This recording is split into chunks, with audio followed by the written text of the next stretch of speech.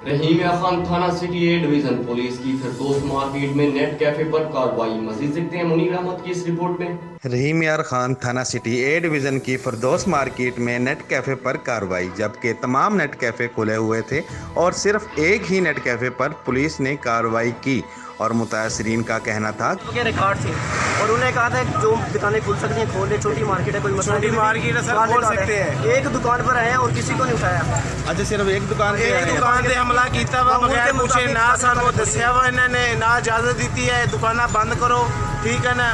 ਇਹਨਾਂ ਨੇ ਗਲਤ ਫਿਰ ਆ ਕੇ ਕੋਈ ਗੱਲ ਨਹੀਂ ਕੀਤੀ, ਕੋਈ ਪੁੱਛਿਆ ਨਹੀਂ, ਆ ਕੇ ਪਕੜਨ ਬੰਦੇ ਨੂੰ ਪਕੜ ਕੇ ਲੈ ਗਏ ਨੇ। रिकॉर्डिंग पे ये वन फिर देना ਇੱਕ ਦੁਕਾਨ ਤੇ ਆਏ ਨੇ ਜੀ, ਕੋਈ ਪੂਰੇ ਕਿਸੇ ਮਾਰਕੀਟ ਨੂੰ ਨਹੀਂ ਦੱਸਿਆ ਹੈਗਾ ਇਹਨਾਂ ਨੇ। ਇਹ ਇਹਨਾਂ ਦੀ ਬਦਮਾਸ਼ੀ ਹੈਗੀ ਹੈ। ਇਹ ਕੋਈ ਕਰੋਨਾ ਨਹੀਂ ਹੈਗਾ, ਇਹ ਠੀਕ ਹੈ ਨਾ। ਹੁਣ ਇੰਨੇ ਬੰਦੇ ਆਵਾਮ ਲੈ ਕੇ ਗਏ ਨੇ, ਇਹ ਕਰੋਨਾ ਨਹੀਂ ਹੈ। ਹੁਣ ਕਿਸ ਥਾਣੇ ਚੋਂ ਆਏ ਨੇ? ਇਹ ਥਾਣੇ ਏ ਡਿਵੀਜ਼ਨ ਦੇ ਵਿੱਚੋਂ ਆਏ ਨੇ ਸਾਰੇ। ਇੰਨੀ ਆਵਾਮ ਹੁਣ ਇਕੱਠੀ ਕਰਕੇ ਲੈ ਗਏ। ਹੁਣ ਕਰੋਨਾ ਖਤਮ ਹੋ ਗਿਆ, ਕਿਸੇ ਨੇ ਪੁਲਿਸ ਵਾਲੇ ਨੇ ਮਾਸਕ ਨਹੀਂ ਪਾਇਆ ਹੋਇਆ।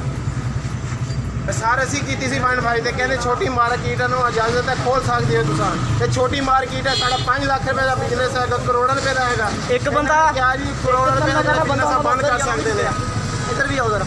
दुकान है मेरे साथ, वैसे आता हूँ नीचे। सर ये देखो, ये जो तल्लक वाले हैं उनको छोड़ी जा रहे हैं, जो बगैर तल्लक से उनको पकड़ के थाने ले जा रहे हैं। सारी बातें दुकान से बाकी सारे चले गए तो एक छोड़ के बाकी सारे ने वो कबाड़िया कानून नहीं है, कानून है कबाड़िया वो एक लड़का अमीर पास से उसको थप्पड़ मारने लेके गए। आपके पास वीडियो पड़ी हो। मुनीर अहमद, राज न्यूज़, रहीम यार खान।